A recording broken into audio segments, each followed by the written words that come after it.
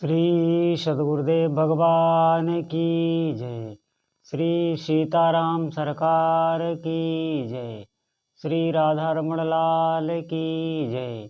श्री गौरी शंकर महादेव की जय। सभी दर्शकों और भक्तों को कोटि कोटि प्रणाम। सबको प्रेम भरा जय जय श्री राधे। सभी भक्तों से ये प्रार्थना है, ये अनुरोध है कि आज का सत्संग बहुत ध्यानपूर्वक सुनें। आज ये सत्संग सभी के लिए बहुत ही मार्गदर्शन करेगा और भक्ति में आप बहुत ऊंचाई तक जाएंगे। देखिए, किसी भी जीव की मैं बात कर रहा हूँ, वो वास्तव में अगर आप चिंतन करें तो वो सुख की खोज में ही रहता है। जीवन से लेके मृत्यु तक उसे ये आस रहती है, नहीं तो उसका जीवन बनेगा नहीं। वो जीने की इच्छा उसके अंदर से समाप्त हो जाएगी अगर उसे सुख की आशा ना हो। आप चिंतन करना कभी इस बात पर।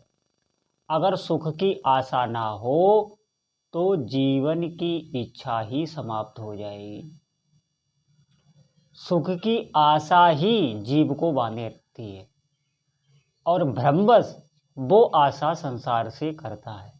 सभी का है, आप चिंतन करके देख लें, आप मनन करके देख लें, सभी जीवों का है। संसार से सुख की आशा मिलती नहीं है, नहीं। आप विश्वास करें, इस संसार में आज तक कोई सुखी नहीं हुआ। आज तक हम लोग तो कलयुग में ऐसे वातावरण में जी रहे हैं। हमारी बहुत छोटी छोटी कामनाएं हैं, उन कामनाओं को लेकर हम अपना जीवन नष्ट करना चाह रहे हैं।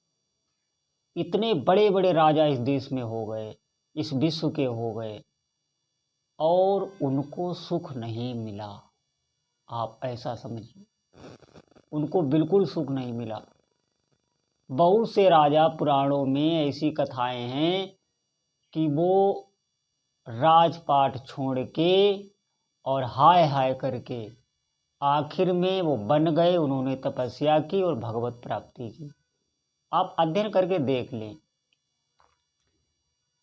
अधिकतर पुराणों में ऐसे से राजाओं की कहानियां हैं कि उनके पास एक नहीं सैकड़ों रानियां, स्वर्ग तक अप्सराओं की तरह रानियां, एक नहीं सैकड़ों संतानें, पूरा राजपाट वैभव, लेकिन आखिर में उनको बन जाना पड़ा। उन्हें तृप्ति नहीं मिली।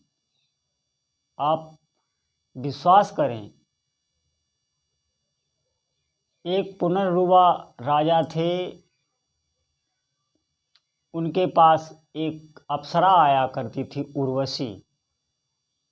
उसके साथ वो अनंत काल तक उन्होंने सुख भोग किया और आखिर में वो भी चिल्ला पड़े कि इन इंद्रियों में सुख नहीं है, मुझे भजन करना है, मेरा जीवन नष्ट हो गया। उनके हृदय में हाय हाय मच गई।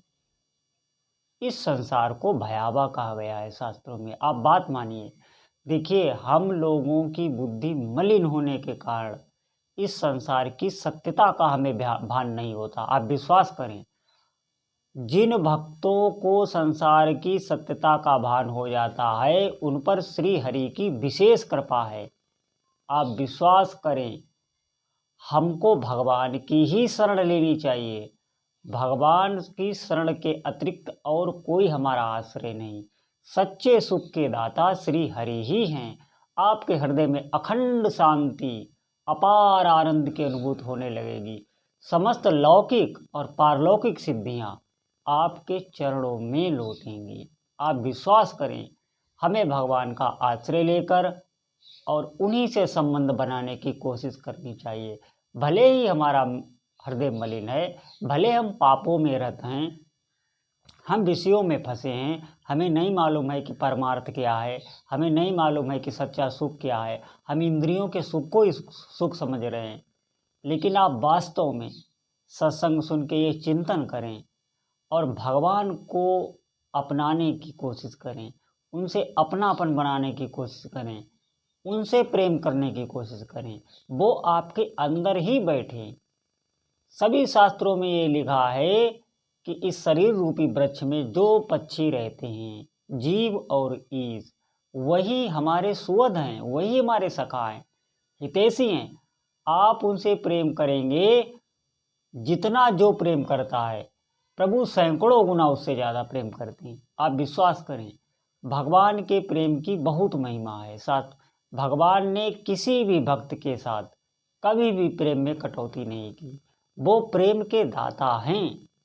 अगर ऐसा ना हो तो भगवान के प्रेम में जो गोपियाँ बिल्कुल बेसुध हो जाती थी, तो भगवान शिव जी भी उनके चरणों की धूल चाहते हैं।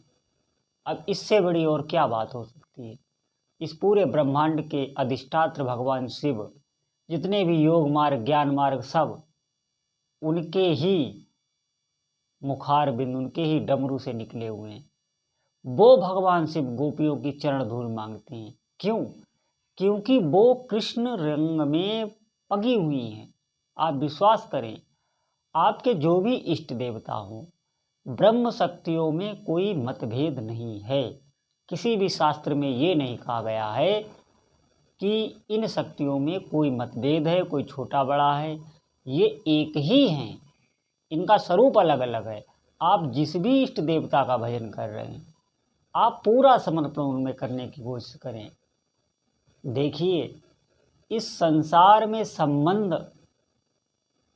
अगर आप बाहर से तो सब व्यवहार वैसे ही करना है, अगर आपका आंतरिक संबंध यहाँ कहीं भी है तो आप देखना उससे ज़रूर आपको दुख मिलेगा।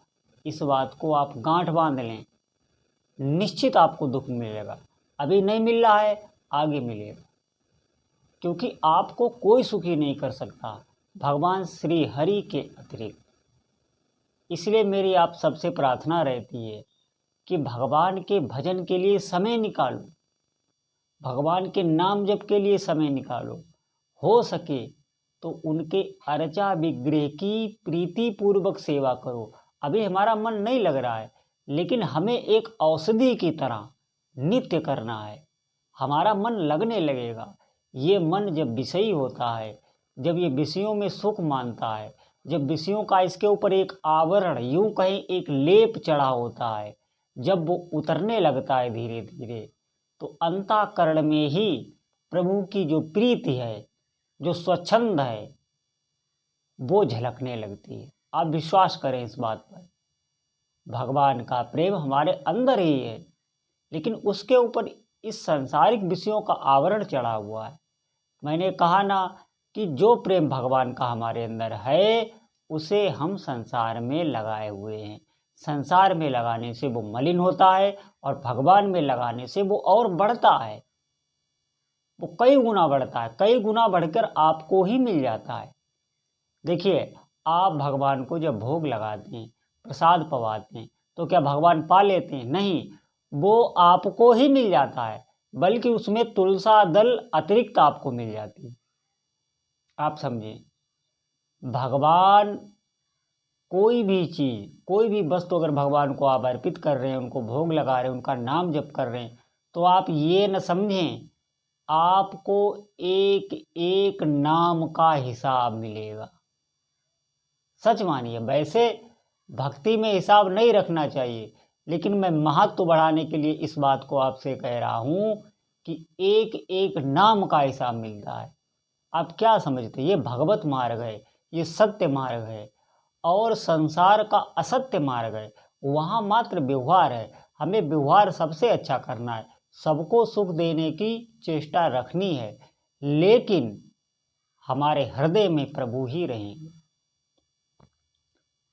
शरीर छोड़ने के बाद जहाँ हमें जाना है, शरीर धारण करने के पहले हम कहाँ थे? आप विचार करें इस बात पर। अभी बीच में सब भाषित हो रहे हैं, फिर ये सब कहाँ चले जाते हैं? बिल्कुल निश्चित मानिए, इस नश्वर संसार पर कोई भी भरोसा आप ना करें। भगवान श्री हरि में प्रीति जोड़ने में जो श्रम होता है, जो भक्ति की क्रिया की जाती है, इसी को पुरुषार्थ कहा गया है शास्त्रों में। पुरुषार्थ इसको नहीं कहा गया है कि संसार में बहुत पुरुषार्थ, बहुत मेहनत करके हम कोई अच्छा पद पा लें, बहुत सम्मान, बहुत बड़ा बंगला, गाड़ी घोड़ा ये सब इकट्ठा कर लें, इसे पुरुषार्थ नहीं कहा गया है। ये तो अधर्म से भी लोग इकट्ठा कर लेते हैं। ये तो बहुत लोगों को अनायास ही मिल जाता है पूर्व जन्मों के कृत। वो पैदा ही होते हैं बहुत धनी मानी लोगों के यहाँ, उन्हें कुछ करना ही जीवन में नहीं पड़ता। इन सब बातों का महत्व नहीं है पुरुषार्थ के लिए। पुरुषार्थ कहते हैं कि ये जो बिगड़ा हुआ मन है, इसे बार बार भक्ति के आचरण, उनके नाम जप, बार बार नाम जप में नहीं लग रहा तो भगवान के अर्चा विग्रह की सेवा करने लगे, फिर नाम जप में लगा दिया, फिर भगवान की पाठ करने लगे, उनकी सेवा करने लगे, ये सब फिर धीरे धीरे आपका अंतःकरण पवित्र होने लगेगा। फिर हटाए नहीं हटेगा, मेरी बात मानिए, यही मन सिद्ध हो जाता है। फिर आप संसार में लगाने की चेष्टा करेंगे तो बहुत मुश्किल में आपको लगाना पड़ेगा। और प्रभु में मन लगाने से क्या होता है, एक, क्योंकि प्रभु आनंद स्वरूप हैं और उनमें जब मन लग जाता है तो एक स्वाभाविक ही अंदर से आपकी प्रसन्नता, आनंद रहेगा। कभी भी आप दुखी नहीं होंगे, पूरा जीवन आपका सुखमय हो जाएगा। आप विश्वास करें इस बात पर और ध्यान दें, चिंतन करें। तो सभी भक्तों से मेरा निवेदन है कि भगवान की भक्ति ही जीवन का लक्ष्य है, उनका प्रेम प्राप्ति करना ही जीवन का लक्ष्य है। और ये लक्ष्य हम इसकी ओर कैसे बढ़ें, उसके लिए आप भगवान का नाम स्मरण करें। चलते फिरते, उठते, खाते, बैठते, जैसे भी हो, भगवान श्री हरि का नाम आप स्मरण करें। या जो भी आपके इष्ट देवता हैं, जिनको भी आप मानते हैं, आप उनका नाम जप करें। भगवान आपका मंगल करें, आपके अंदर भक्ति बढ़े और आप सत्य असत्य को जानें, ये विवेक आपके अंदर जागृत हो। बोलो जय जय श्री सीताराम।